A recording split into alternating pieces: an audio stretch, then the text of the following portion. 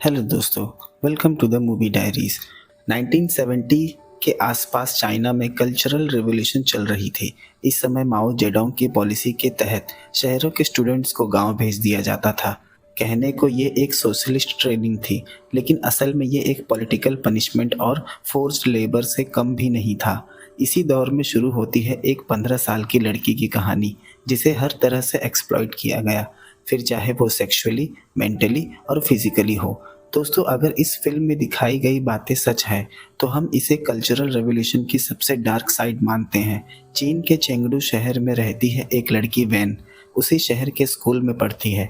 उसी स्कूल में एक लड़का वांग भी पढ़ता है। दोनों के बीच एक आकर्षण था, एक उम्मीद, एक अपनापन महसूस होता जब दोनों साथ होते। सरकार की तरफ से एक अनाउंसमेंट हुई जिसमें वैन को ट्रेनिंग पीरियड में 6 महीने के लिए दूर के एक गांव भेजा जा रहा है। इस बात को लेकर वो काफ़ी एक्साइटेड भी है। 6 महीने शहर से दूर एक गांव में। बेशक सुनने में ये सफ़र रोमांचित लगता है। घर पर माँ, पिता और छोटी बहन है। शाम वो वांग से मिली क्योंकि कल वैन यहाँ से चली जाएगी। उसने कहा, मेरे पास तुम्हें देने के लिए कुछ नहीं, पर ये छोटी सी भेंट अपने साथ रखना। और वो उसे लेकर वहाँ से चली गई। रात उसने वो खोल कर देखा तो वो किसी दूरबीन की तरह था। प्रकाश में देखने पर उसमें बनी हुई आकृतियां हिलने लगी, जो कि मन को सुकून का एक अलग ही एहसास करवा रही थी। रात हम देखते हैं वैन के पिता एक दर्जी हैं जो घर से ही काम करते, तो वो अपनी बेटी के लिए कुछ कपड़े सिल रहे थे, क्योंकि 6 महीने घर से इतनी दूर, ना जाने फिर कब लौटना होगा। पिता को उस पर गर्व भी है कि उसने इस महान कार्य में आगे बढ़कर हिस्सा लिया। वैन भी अपने पिता पर गर्व करती है कि उनके जैसे कपड़ों पर सिलाई कोई नहीं कर सकता। हम देखते हैं वांग घर नहीं गया। वो वैन के घर के बाहर खड़ा उसकी खिड़की की तरफ घंटों तक देखता रहा। शायद वैन को इसकी खबर भी नहीं। सड़कें खाली, एक गहरा सन्नाटा, सारा शहर सो गया। पर ये बेवकूफ़ उसी गली में खड़ा बस एकटक देखता रहा कि काश किसी तरह उसकी एक झलक भर मिल जाए। पर इस इंतज़ार में भी एक सुकून था। सुबह स्कूल में हम देखते हैं वैन की बस निकलने वाली है। वांग उसके करीब नहीं गया, बस दूर से ही देखता रहा। आवाज़ भी लगाई, पर उस भीड़ में उसकी आवाज़ खो गई। वैन के परिवार में सभी की आंखें नम थी और भी स्टूडेंट्स अलग अलग हिस्सों में जा रहे थे। हर किसी का परिवार दुख भरे मन से उन्हें विदा कर रहा था। बस निकल गई। सब कुछ पलक झपकते ही आंखों से ओझल हो गया। घर, परिवार, दोस्त, यार, वो शहर की गलियां उसे बहुत याद आएंगी। हम देखते हैं 1 साल का वक्त बीत गया, लेकिन वैन अब भी उसी गांव में है। बात बस 6 महीने की थी, पर 1 साल बहुत लंबा वक्त होता है। हर शनिवार की रात गांव में सिनेमा लगता। वैन भी वहीं बैठी रहती, जिसमें कल्चर और हिस्ट्री से संबंधित चीज़ें दिखाई जाती। तभी अचानक से लाइट बंद हो गई और अंधेरे का फ़ायदा उठाकर एक शख्स ने उसे गलत ढंग से छूने की कोशिश की। लेकिन वैन ने उस शख्स के इस हरकत का खुल के विरोध किया और सभी के सामने उसे डांट लगाई। सुबह वो गांव के दफ्तर में गई। कॉमरेड ने उसे बुलाया था। वैन को लगा शायद उसकी घर वापसी का समय आ चुका है। उस शख्स ने बताया कि उसे घोड़ों की ट्रेनिंग के लिए दूर तिब्बत के एक गांव में भेजा जाएगा। उसे बताया गया कि सिर्फ 6 महीने की ट्रेनिंग होगी और फिर उसे शहर वापस भेजकर एक all girl cavalry unit lead करवाया जाएगा। वैन के लिए ये पल काफ़ी मुश्किल भरा मालूम पड़ने लगा कि 1 साल यहाँ बीत गए, अब 6 महीने किसी तरह और बीत जाए। इस फैसले से वो बिल्कुल भी नाराज़ नहीं हुई। उन्होंने एक शख्स को वहाँ बुलाया, नाम है लाओ जिन, जो पहले एक सोल्जर था, घोड़ों का चरवाहा है। 6 महीने तक वैन को उसके साथ ही अकेले रहना होगा। लाओ जिन एक ऐसी जगह पर रहता है जहाँ से गांव काफ़ी दूरी पर था। वहाँ तक पहुँचने में पूरा दिन निकल जाता। वो काफ़ी ऊंचाई वाले मैदान में टेंट लगाकर रहता। कोई पक्का मकान नहीं। लाओ जिन ज़्यादा बोलता नहीं, पर किसी की कही गई बात को समझ उस पर अपनी प्रतिक्रिया जल्दी बता देता है। उस टेंट को देख वैन काफ़ी नाराज़ हुई, क्योंकि 6 महीने तक एक अजनबी के साथ इस टेंट में काफ़ी मुश्किल भरा समय होगा। शौच भी उन्हें टेंट के भीतर ही करना होता। कोई अलग कमरा या दरवाज़ा भी नहीं था। इसलिए वैन उसके करवट लेने का इंतज़ार करने लगी। इस पर लाओ जिन खुद ही मुड़ गया और कहा कि फ़िक्र मत करो, मैं तुम्हारी प्राइवेसी में दखल नहीं दूंगा। ये सुनते ही वैन एकदम से रिलैक्स हो गई। उसे नींद आने लगी, पर वो सो नहीं रही। शायद मन में कोई डर उसे सता रहा है। किसी तरह रात बीती और सुबह हो गई और वो उसके साथ घोड़ों को चराने चली गई। वो लाओ जिन के किसी भी बात का ढंग से जवाब नहीं देती, मानो गुस्सा उसकी नाक पर बैठा हो। बड़ी मासूमियत से उसने जवाब दिया कि इससे अच्छा तो वो उस मिल्क फैक्ट्री में ही ठीक थी। उसकी ऐसी बातों को सुन लाओ जिन को काफ़ी आनंद आता, क्योंकि उसकी बातों में मासूमियत और बचपना होता।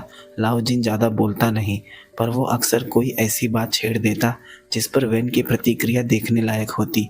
लाओ जिन का इतने सालों तक अकेला रहना, मानो जैसे वो खुद की पहचान ही भूल चुका हो।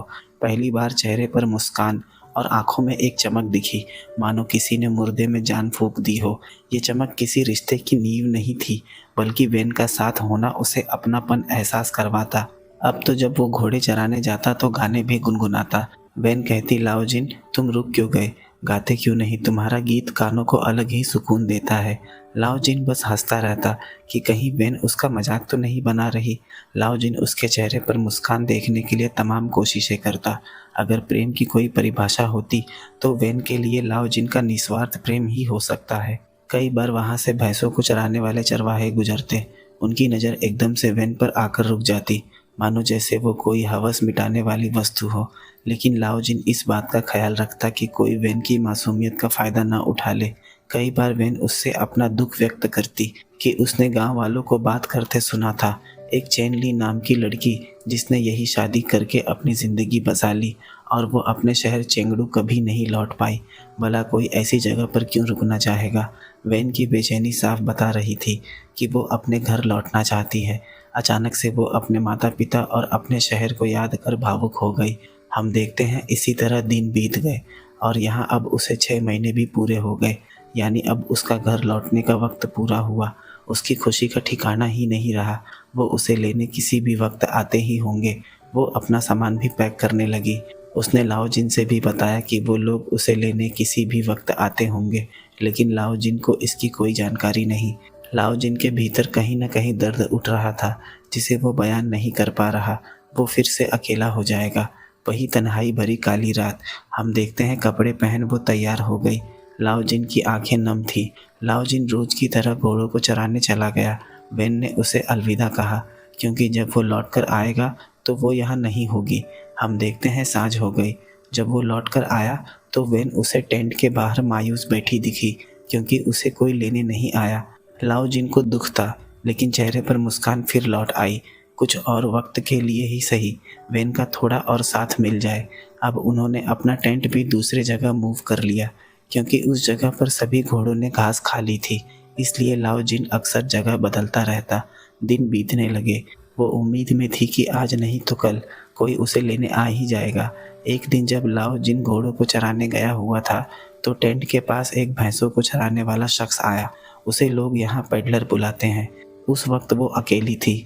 वैन ने उससे अपनी सारी तकलीफ बताई। इस पर पेडलर ने कहा, मेरी पहुंच काफ़ी ऊपर तक है, मेरे एक इशारे पर तुम्हें लौटने का परमिट मिल जाएगा। बातों ही बातों में बार बार वो उसकी खूबसूरती की तारीफ कर देता। कहीं न कहीं बातों से वो झूठा और कपटी मालूम पड़ता है। उसकी तो नज़र बस वैन पर गड़ी थी। उसी वक्त वहाँ लाओ जिन आ गया। वो शख्स वहाँ से चला गया। कहा कल वो फिर आएगा और वैन के लिए हेडक्वार्टर में बात भी करेगा। लाओ जिन जानता था कि वो शख्स बस वैन की मासूमियत के साथ खिलवाड़ कर रहा है, लेकिन वैन उसे एक नई उम्मीद की तरह देखती है। शायद उसे अंदेशा नहीं कि उस शख्स की नज़र बस उस जिस्म पर अटकी है। लाओ जिन ने भी उससे कुछ न कहा। दूसरे दिन पेडलर फिर आ गया। उसे देखते ही वैन भीतर चली गई। वो कहता है, मेरे कॉन्टैक्ट्स हैं, मैं तुम्हें शहर भिजवा सकता हूँ, लेकिन तुम्हें मेरी बात माननी होगी। शायद वो पेडलर के इरादे भाप चुकी थी और उसे घर लौटने के लिए ये कीमत बहुत छोटी सी लगती है। हम देखते हैं टेंट के अंदर हवा का तेज चलना, कपड़े की दीवारें हिलती रहती। वैन चुपचाप कोने में खड़ी, आंखों में डर की परछाई और दिल में घर लौटने की तड़प। पेडलर धीरे धीरे करीब आया, उसके कंधे पर हाथ रखा। उस पल में वैन का पूरा जिस्म सिहर उठा। एक अनजान आदमी का स्पर्श पहली बार उसकी ज़िंदगी को छूता है। आंखें बंद करके वो अपने अंदर के डर को दबाने की कोशिश करती, लेकिन चेहरे पर बेचैनी साफ दिखाई देती। उसके लिए ये पल प्रेम या इच्छा का नहीं, सिर्फ मजबूरी का बन जाता है। पेडलर के हर कदम के साथ वैन का भरोसा टूटता चला गया। फिर भी वो चुप रहती, क्योंकि उसे लगने लगा कि घर लौटने का रास्ता इसी अंधेरे से होकर जाएगा। उस दिन एक मासूम लड़की एक अनजान इंसान के साथ अपनी पहली और सबसे दर्दनाक सीमा पार करती हुई देखी गई। हम देखते हैं उसके बाद दिन बीतने लगे, लेकिन कहीं से कोई खबर नहीं, ना तो उसे कोई लेने आया। लाओ जिन को उसे इस तरह से देख काफ़ी तकलीफ होती, लेकिन वो कुछ कर भी नहीं सकता। ज़रूरत पूरी हो जाने पर पेडलर अपने रास्ते निकल चुका। उसके झूठे वादे हवा में घुल गए। वेन अकेले ही अपना दर्द लिए बैठी रही, चेहरे पर समझ न आने वाली शर्म और दर्द की छाया।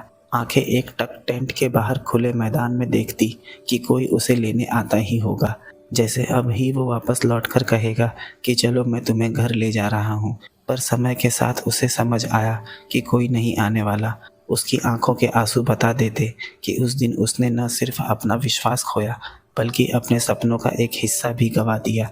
बाहर की ठंडी हवा जब टेंट के कपड़े हिलाती तो लगता जैसे उसका मजाक उड़ा रही हो। वैन गुमसुम चुपचाप बैठी रहती। उस पल से लेकर आने वाले दिनों तक एक ही सवाल उसके अंदर घूमता, क्या घर लौटना अब कभी मुमकिन हो पाएगा? एक दिन एक और शख्स आया जिसे पेडलर ने ही भेजा था। उसने भी वही बात की, लेकिन वैन समझ गई। उस शख्स ने भी उसे ले जाने का वादा किया, लेकिन वो भी वही चाहता है। वैन फिर उसकी बातों में आ गई और फिर इसने भी वैन का फ़ायदा उठाया। शाम जब लाओ जिन लौटा तो वो उस शख्स के साथ आपत्तिजनक हालात में थी। लाओ जिन चाहकर भी कुछ कह न सका, क्योंकि इसमें वैन की मर्जी शामिल है। किसी को भी उसकी मजबूरी नहीं दिखी, हर किसी ने बस उसे एक्सप्लॉइट किया। इसके बाद एक आदमी आते गए, ट्रक ड्राइवर, ऑफिसर्स, सोल्जर्स, और सब यही कहते हैं, मैं तुम्हें शहर भिजवा दूंगा। वो सब उसका इस्तेमाल करके चले जाते हैं। आखिर लाओ जिन ने एक दिन बोल ही दिया कि अगर घर जाना है तो मैं तुम्हें बस स्टैंड छोड़ देता हूँ, तुम चली जाओ। लेकिन वेन ने मना कर दिया कि वो जाकर भी क्या करेगी, न परमिट न सर्टिफिकेट। इसके बिना तो कोई उसे काम भी नहीं देगा, न उसे रहने को घर मिलेगा बिना परमिशन के। वेन ने कहा कि ये रात वाले सब इम्पोर्टेंट आदमी हैं, एक दिन मुझे यहाँ से ले जाएंगे। लेकिन लाओ जिन जानता है कि असल में ये सिर्फ जिस्म के भूखे प्रेडिटर्स हैं। एक दिन वेन को पता चला कि वो प्रेग्नेंट है। ये देख लाओ जिन गुस्से से भर गया और उसे लेकर सीधा हेडक्वार्टर पहुंचा और गुस्से में सभी पर बंदूक तान दी, क्योंकि वेन की इस हालत के जिम्मेदार ये सभी हैं। उसे तुरंत हॉस्पिटल भेजा गया, जहां डॉक्टर्स उसका अबॉर्शन करते हैं। फीमेल स्टाफ ने उसकी इस अवस्था का मजाक बनाया, गॉसिप करती है, क्योंकि ये पहली लड़की नहीं जिसके साथ ये हुआ। एक महीने में यहाँ 5 लड़कियाँ आ चुकी अबॉर्शन के लिए, जो शहर से ही थी। बेन बेड पर कमज़ोर हालात में पड़ी है। तभी एक आदमी जिसने खुद अपने पैर में गोली मारकर डिसेबिलिटी अलाउंस पाने की कोशिश की थी, वो उसका रेप कर देता है। लाओ जिन गुस्सा होकर उस आदमी पर हमला करता है, लेकिन बाकी पेशेंट्स उसे रोक लेते हैं और डॉक्टर्स उल्टा उसे ही ताना मारते हैं। ये दृश्य वेन और लाओ जिन के लिए सबसे ज़्यादा पेनफुल और ह्यूमिलिएटिंग था। दूसरे दिन दोनों घर वापस आ गए। अब वेन के पास कोई रास्ता नहीं बचा। उसने लाओ जिन का बंदूक उठाया और डिसाइड करती है कि अपने पैर में गोली मार लेगी, ताकि वो भी हॉस्पिटल के थ्रू शहर भेज दी जाए, जैसे उस आदमी के साथ हुआ। लेकिन उसके मन में कुछ और ही चल रहा है। उसने बहते हुए आंसुओं के साथ लाओ जिन से कहा कि तुम मेरे पैर में गोली मार दो। फिर तुरंत उसने अपना इरादा बदल दिया और कहा कि पैर में नहीं, मुझे ही मार दो। लाओ जिन ने भावुक मन से अपना सिर नीचे कर लिया। वेन रोने लगी कि एक इंसान भी उसकी मदद नहीं कर पाया, ये दुनिया मेरे लिए नहीं, और लाओ जिन से मौत की भीख मांगने लगी। लाओ जिन ने उसकी बात मान ठीक वैसा ही किया और एक ही गोली में उसका सारा दुख खत्म कर दिया और फिर खुद को भी गोली मार ली। दोनों की डेड बॉडीज ज़मीन पर एक दूसरे के ऊपर गिर जाती है। बाहर गिरती हुई बर्फ ने उनके शरीर को ढक दिया। कहानी इसी भावुक दृश्य के साथ ख़त्म हो गई। दोस्तों, एक लड़की जो एक कैवेलरी यूनिट लीड करने का सपना लेकर निकली थी, उसका जीवन एक्सप्लॉयटेशन में ही समाप्त हो गया। लाओ जिन जैसा इंसान जो सिर्फ उसका रक्षक था, उसका भी अंत इसी जर्नी में हो गया। ये कहानी एक सिंबॉलिक ट्रेजेडी है जो दिखाती है कि कल्चरल रेवोल्यूशन के दौरान सैंड डाउन यूथ मूवमेंट ने कैसे एक पूरी नस्ल के सपनों, इनोसेंस और फ्यूचर को बर्बाद कर दिया। लाओ जिन अपनी ज़िंदगी का अक्सर हिस्सा तन्हाई में गुजारता, एक ऐसा इंसान जो खुद दुनिया के किनारे छोड़ दिया गया। उसकी आंखों में अपने लिए न कोई उम्मीद बची, न कोई अरमान। जब वेन उसके पास भेजी गई तो उसने उसे एक जिम्मेदारी नहीं बल्कि एक रोशनी की तरह महसूस किया। लाओ जिन के लिए वेन एक छोटी बहन भी थी, एक बेटी भी, और एक ऐसी मासूम रूह जो उसकी खामोश दुनिया को रंगों से भर देती। वो अपने अंदर जानता था कि वैन को दुनिया बर्बाद कर देगी, फिर भी उसे बचाने की कोशिश करता रहा। उसका प्यार शब्दों का नहीं, उस रूप में था जो बिना कहे सब कुछ कह देता। उसके लिए वैन एक वजह बन गई थी जिंदा रहने की, एक वजह थी अपने खुद को दर्द को भूल जाने की। और अंत में जब वैन ने उससे अपनी मौत मांगी तो लाओ जिन के लिए वो फैसला कठिन नहीं था, बल्कि अपने जीवन की आखिरी वफादारी थी, जहां उसने उसके साथ मरकर सबसे गहरी मोहब्बत जता दी। दोस्तों, आज के लिए इतना ही। कहानी पसंद आई हो वीडियो को लाइक, शेयर और चैनल को सब्सक्राइब जरूर कर दें। मिलते हैं अगले वीडियो में एक नए एक्सप्लेनेशन के साथ।